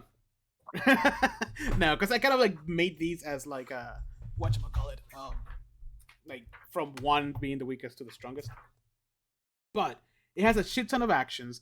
It is prime BBEG for the whatchamacallit, the Underdark. It is all about, and I will always use the variant spellcasting because Why not? why wouldn't you? Yeah, exactly. Yeah, Why not? like why is that not part of the main thing? The only thing I wish it had was legendary actions, but it doesn't. Yeah. Why is there even a variant to begin with? Let's just make that the normal. Yeah, and this will be not a creature that you will fight outside of its like area. Like this is like an Underdark creature. I will put this in a cave. Like there's no way they're gonna go out and like cause themselves have some sunlight sensitivity because their drows essentially turn into spiders. Mm-hmm. And I love how it says, "I felt the Spider Queen once, never again," which gives me that whole like they will fuck you up. Oh yeah, I mean they are not going to be like, oh, you could talk to me. No, like these are vicious spider ladies that are gonna like destroy you. Yeah, I mean if you read the drow part of Volo's guide, it's like, no, these there's no loyalty here. They are held together by fear. By fear, yeah, pure fear. Also, they're big giant spiders. Mm-hmm. Well, yeah. The only thing I will do is I'll probably sponge up those hit points a bit more. Yeah. Yeah, just give it a bit of a boost. I mean, if you're going to be doing it for a big bad evil guy first, give it legendary actions. You got to break up that action economy. Throw in like 2, maybe 3 AC, probably double the HP. Honestly, just give it a boost. Just level it up a bit. So boom. But yeah, that's my first high tier. What's your second high tier? My second high tier is the Kraken. Which is, have we met a Kraken yet? I don't think we have, and the only reason why I could say that is because we have not. We wouldn't live to tell the tale. Maybe the tentacles is why. Yeah. So essentially, what the Kraken is, if you really want like a super digested version of a Kraken is an underwater Tarrasque, which kind of terrifying in and of itself.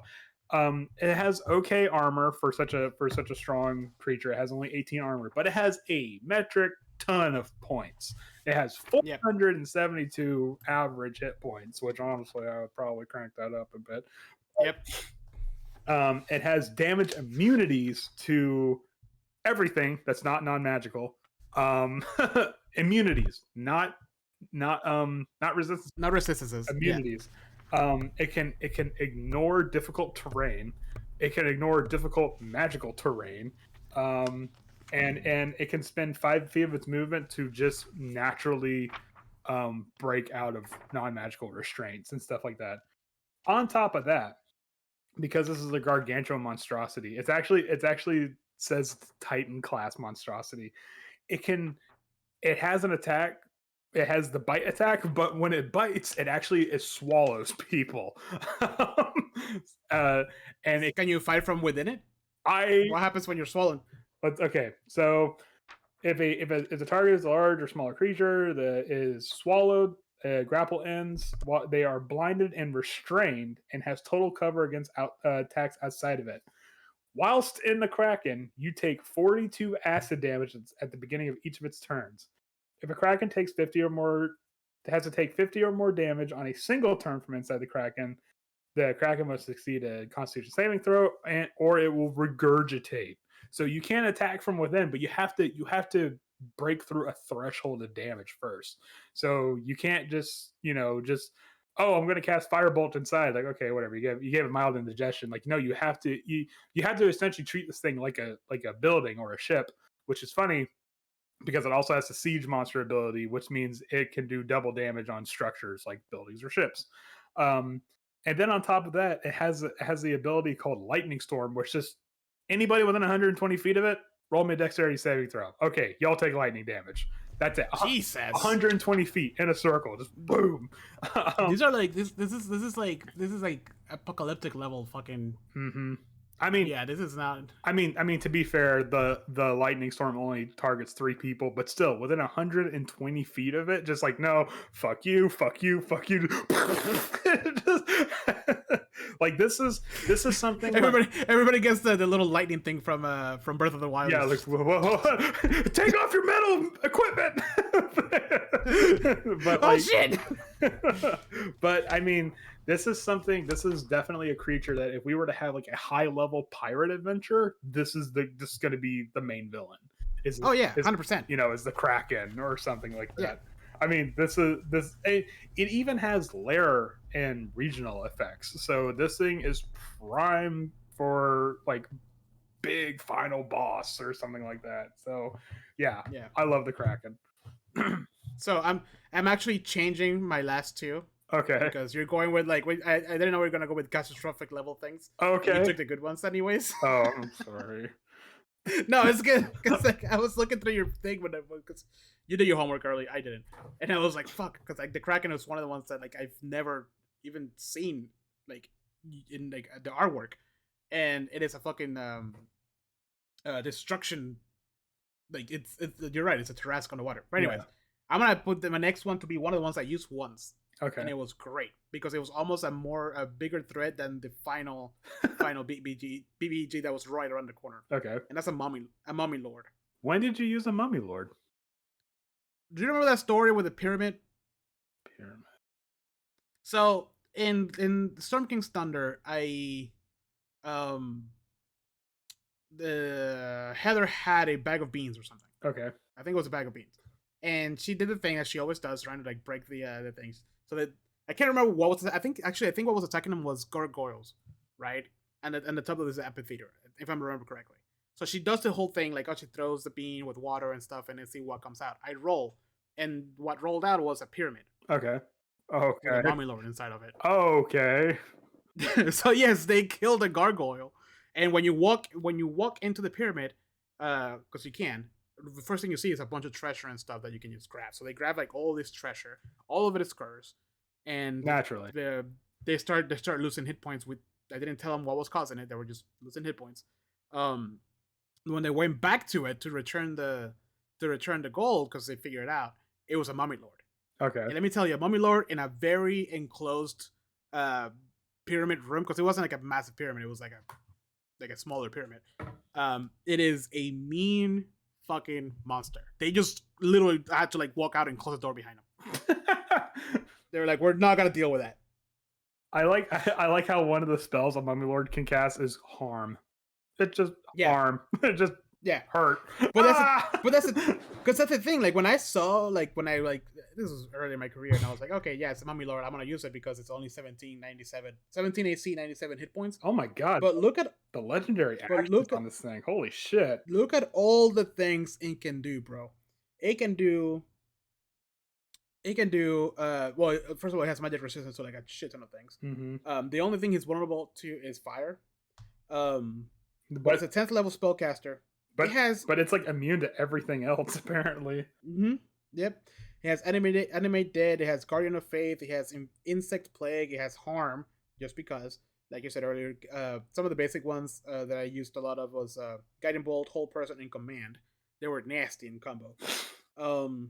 Then legendary actions. It has blinding dust, which is a swirl of magical sand around dust within 55 feet of the mummy. They have to succeed a 16 Constitution saving throw or be blinded until the end of the creature's next turn. Blasphemous words. It costs 2 actions. Oh Jesus! Oh my god! Yeah. I'm reading through this. Okay, it might have only 97 hit points, but first you got to hit it. Yeah, it's a mean fucking thing, and also I would not just this is one of those creatures again you will find in its lair because it's not gonna leave. I mean it's a mummy. It's a mummy, exactly. Yeah. But I mean, Um. the fact that like almost every single one of its abilities stops you from healing, Mhm. like holy Mhm. crap. Yeah, and this is one of those moments that, like, as I was running it for the first time, I was learning it, like one of those, and then you start reading like the details, like, oh shit, Yeah, yeah, I'm gonna do that. because like I ain't, sorry, go on. no, I was gonna say because like it was again, it was a random table that summoned it. It wasn't prepped for using it, and then I was like, okay, they walked away. I'm not gonna use it unless they do this one specific thing. They went back and did that specific thing, and from there on, it was just like, hey, game on, and then I'm as I was reading it, I was like, on the moment, I was like, oh shit, like look at all this stuff that I can do.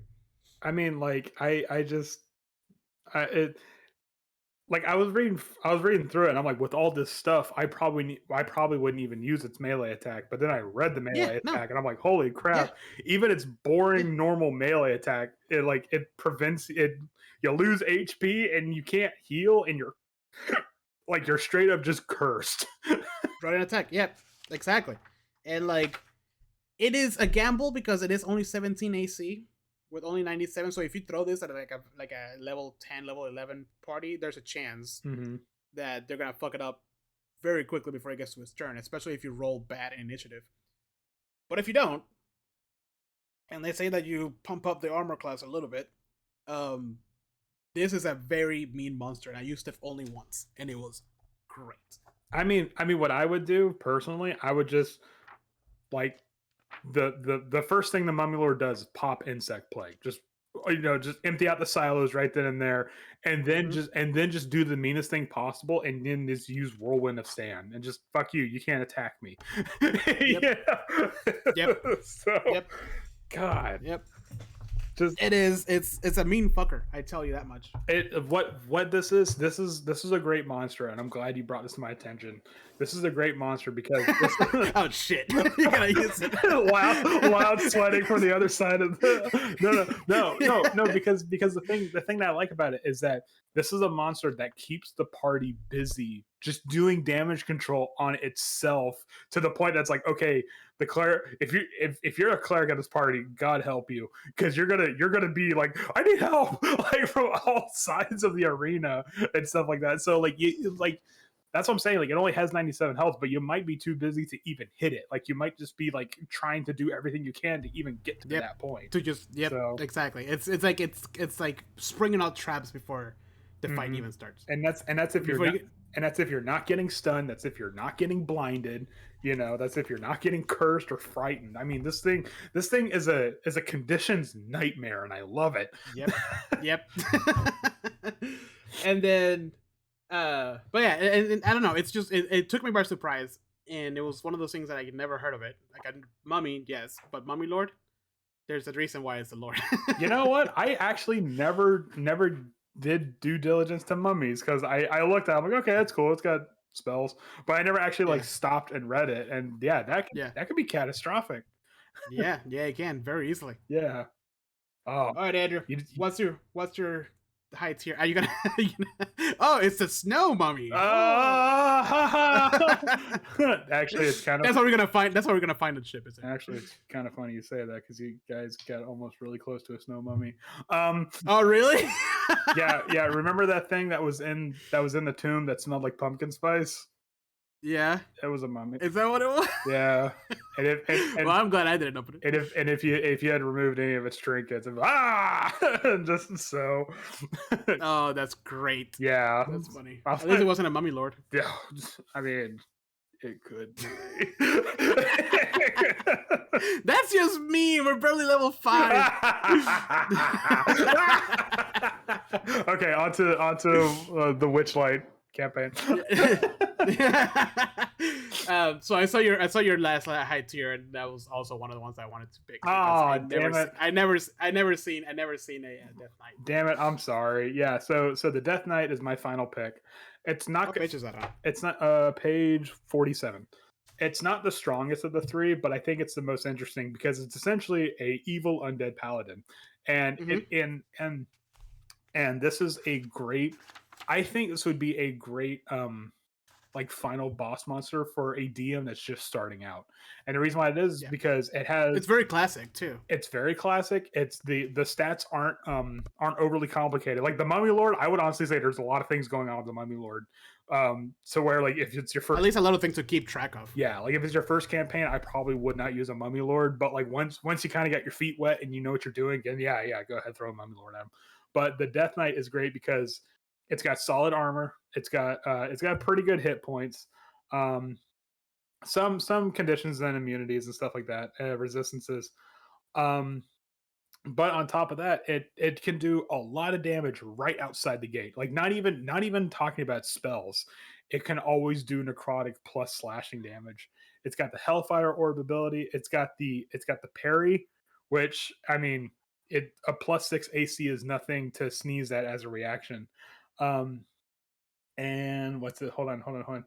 And the martial undead is just a perfect counter for clerics. But also on top of that, it has built-in lore. It says a Death Knight is an undead of a fallen paladin, so Oathbreaker paladin that did not reach its atonement. So right then and there, you have a baked-in villain story as to why this guy is, I don't know, raining hellfire on the city or something like that. And it might not be a great like actual villain. Like I would say the actual villain would probably be the necromancer that's controlling the Death Knight, but it can be a perfect like lancer for the main villain. Like I would have this be like the real boss fight, and then you take out the necromancer. It's just like a victory lap, you know. So it could be like the perfect like muscle for like an evil wizard or something like that. Um, yeah, I just think the concept of Death Knight's really cool. Just an Yeah, evil undead paladin, you can't go wrong with it. it's yeah, exactly. And it's just like like if there was ever like a cliche, not even a cliche, just like a go to final boss or big boss, it's just that knight, like that Hmm. knight in armor, that the first knight that you can encounter in Demon Souls. You know what I mean? Like that Yeah, is imposing. yeah. I mean, it's just a it's tough. It hits like a truck, and if you know what to do with its spells, it can be really devastating. But also, it's just really easy to use just right out the bag. So, Yep. yeah, I it's just one of those monsters that just immediately jumped out at me. Like Yep. like I said, not nearly as strong as the other two, but it's cool. Yeah. Yeah. So my last high tier one is a Teresk for obvious reasons. Yeah. Um, I think we need to talk about dragons. I don't think we get enough play in this game. no, so actually it's one that I remember when I flipped through the monster manual for the first time. I thought it was really interesting that it was here. Mhm. And it's the Andro Sphinx Why didn't you pick the Gyno Sphinx? because Why it's why are you being so less why are you being so misogynistic? I'm sorry. Okay, both of them. No, you can't backpedal on it now. Okay. Hashtag cancel. Cancel, Jose. Hashtag cancel. No, I know what you mean. Yeah. No, and I like these because they're love. First of all, they're cool. Like it's just Sphinx, right? Mhm. But they're lawful neutral. I don't think there will be necessarily like the big bad evil guy. But if they are, they can like really fuck you up. First of all, they have a lot of like spell casting, but legendary actions for the Ender's Fix is you can teleport and also cast spells, Yeah, which sounds pretty simple and straightforward. But as a But- legendary action, yeah. that's like, I mean, that's just very much like that's like It's- just letting you fly through the whole fighting ring essentially, and just freedom keep a distance. freedom of movement is a Mhm. very underrated. It's actually not underrated. It seems underwhelming in the book until you try it, and then you realize, oh, I could just go anywhere and not get Mhm. attacked. So Yep. yeah, that no. So also, I think it's interesting that some of this action is the roars Mhm. for second and third roar. So the first roar, if you it's a wisdom saving throw of 18, which is pretty high, you're frying for 1 minute, Right. whatever. The second roar, which is also a DC 18 wisdom saving throw, you are deafened and frightened for 1 minute. Then the third roar, which is a Constitution DC of 18, on a fail save, a creature takes 8d10 thunder damage and is knocked prone. Jesus. Yeah. Like look at this. First of all, the art is so freaking cool. Like, Mhm. not that you want to like hunt this thing down, but like if you meet one of these, they're imposing. They're like, you know what I mean? They're guardians. So like for the most part, I think they'll be used as more of like they'll be on the side of the heroes. Mhm. But given the twist that one of these guys was corrupted, how cool would that be? Or honestly, what you can do, because Sphinx, you can do the stereotypical, oh, you must answer my Yeah. riddle, blah blah blah. And if there's some guy that's like, ah, fuck this, I'm just gonna attack the Sphinx. Oh, do you now? Yeah. Okay, we can do this. Let's do this. Are you sure you want to do that? Yeah, are you sure you want to do that? Keep in mind, this is the Andrew Sphinx. not that Yeah. that didn't make that much of a difference because the Gyno Sphinx is pretty bad too. But still, Yeah. And then I don't know if you've seen the Sphinx layers. mm-hmm. So a Sphinx presides over an ancient temple, uh, Sepulcher. culture or vault. Within which are hidden divine secrets and treasures. Layer actions on initiative 20 count. The Sphinx can take a layer action to cause one of the following magical effects. The first one. Oh, The flow of time is altered, such as every creature in the layer must re-roll initiative. The Sphinx can choose not to roll. oh, that is so bad.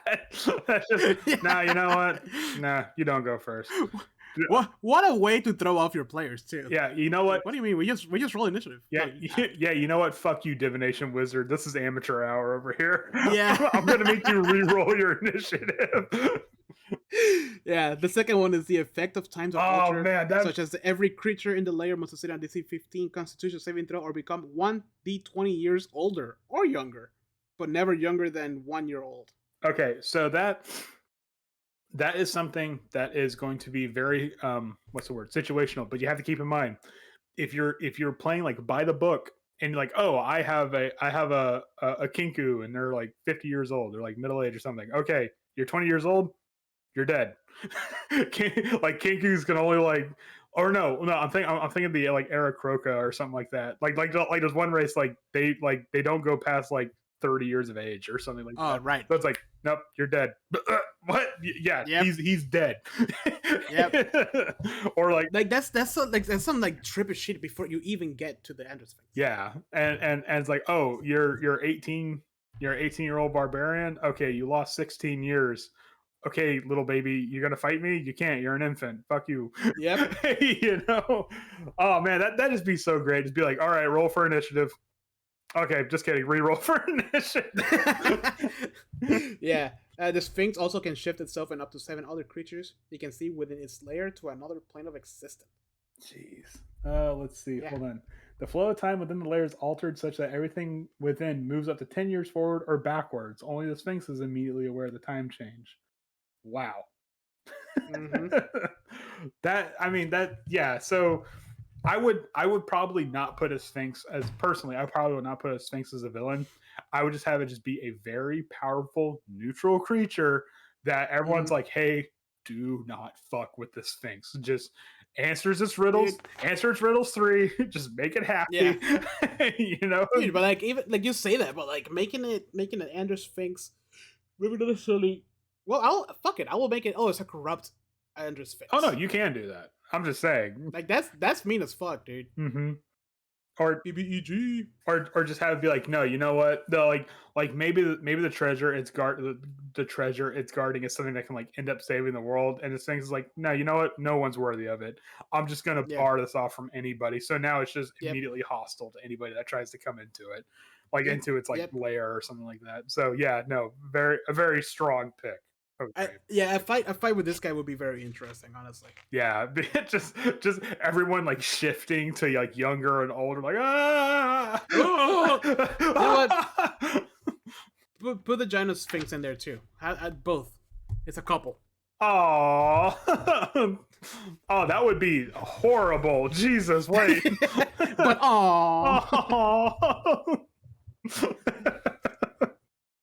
But yeah, that's our definitive list of monsters that should get more love and they don't, and wizards, shame on you. Bad wizards. Unbelievable. Yeah, I know it's weird because like it's like we keep using like the same monsters. Well, let's say I mean like the books just keeps using a lot of the same monsters. Yeah. And yeah, I guess they play it safe, but damn, You there's a know lot what? out there that like. In my next adventure, I'm gonna have a kraken that has a pyramid on top, that has a mummy lord inside that's being guarded by a gyne sphinx, that has troglodyte like henchmen, and there's a Fomorian dude that's just hanging out, and the guy and the Andro Sphinx has a dark mantle as a hat. That's what we're gonna do. I'm gonna be unavailable to play for the next. and then you find out the mummy lord is like the Empyrean's like stepbrother, but they're also like really cool. So they're like friends. Write it down. Write it down. Yeah. And then you gotta fight the Kraken afterwards. And then you gotta find the Kraken, obviously. Oh man. All right. Well, let's move on to our next session. I mean, the segment of our show. Session highlights. Okay, what's your session highlight? What's your session highlight? What's your session highlight? I asked you first. What's your session highlight? I can't remember what we did last time because we didn't play last week, or this week. So I know we got to the ship, right? Yeah.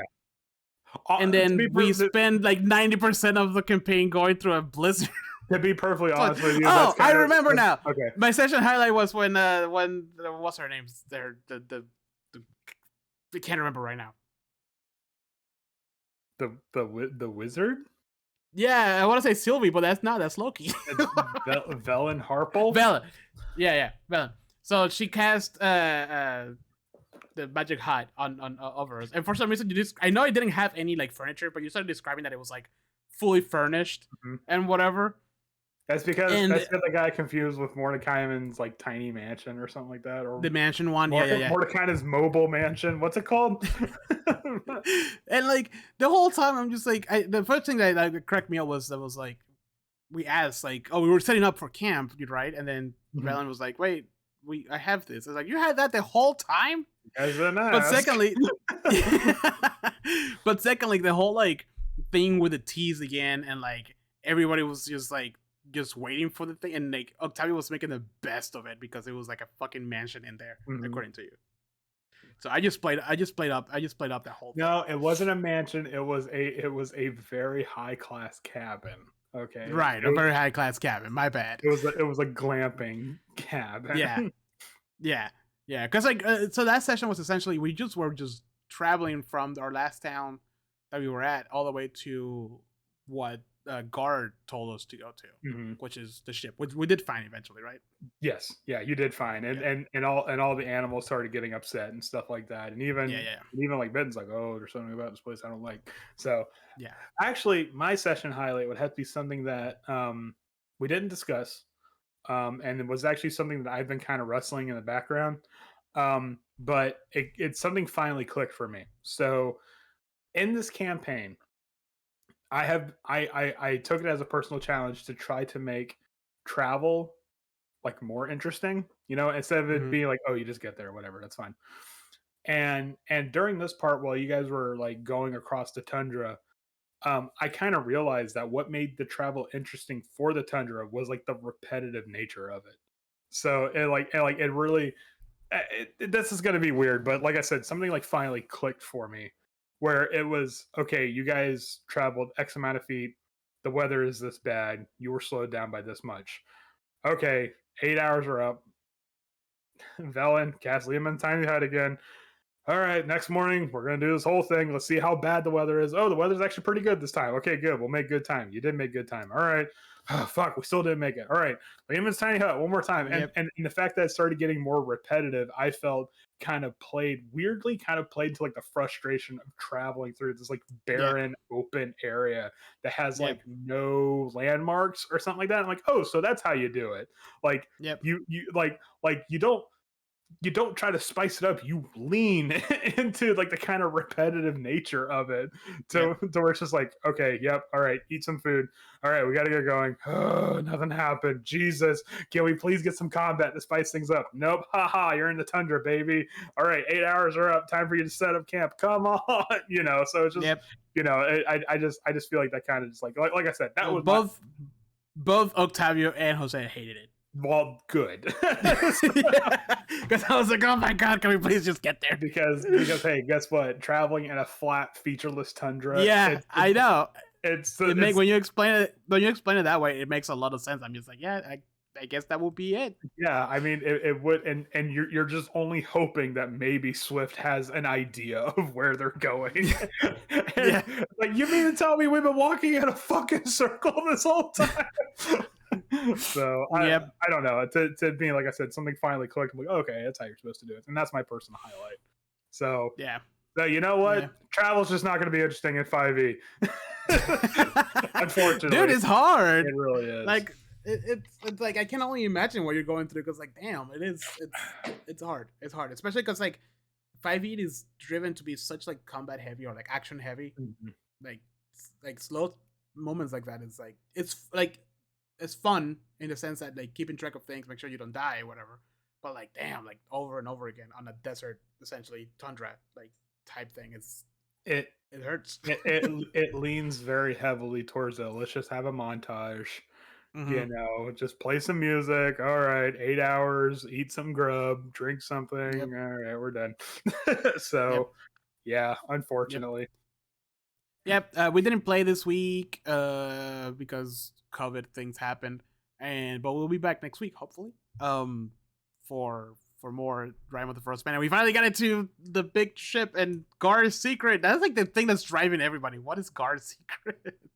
I guess we'll. Andrew, what's Gar's secret? I told you he's a tax evader. Why don't you guys believe me? That's gonna be it. All his tax papers are actually in the ship. Yeah. Wait a minute. It's a bunch of 1042 forms. What the hell? And then the FBI comes in. Yeah. Oh man. The Faerun Bureau of Investigation. Yeah. Shit. Do you got anything else, Andrew? Any news? No news. Nothing. The only news I have is that the one book released, and I still haven't gotten it. What one book? Damn, you cool stuff. Wait, didn't it release? I thought it already released. The no Spelljammer, the Radiant Citadel. Oh, okay. Yeah. No, I haven't heard anything about that. I still haven't gotten my copy because things are just backed up, I guess. And it seems like a lot of people also haven't gotten their copy. Really? COVID chain stuff. Oh, yeah. Still feeling the ramifications of that, unfortunately. Yeah. But there is my Kickstarter for Manchukuo is finally like getting there. Yeah, I know, right? Again, I've been waiting for like 3 years now. It's crazy. Yeah, that was a Kickstarter. You're gonna get it. It's just gonna be an empty box. No, they've been taking pictures of the components. It actually looks really good. Okay. And also the Avatar: Last Airbender role playing game. It's about to start getting printed. Wasn't there a second game that you had on Kickstarter? You're like, it's never gonna get here. No, that was it. Manchukuo. No, it was one that you got recently, wasn't it?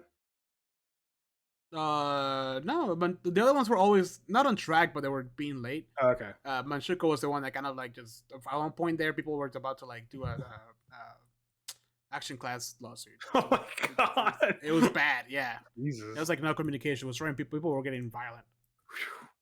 Man, just give people their board games. What's the problem? I don't.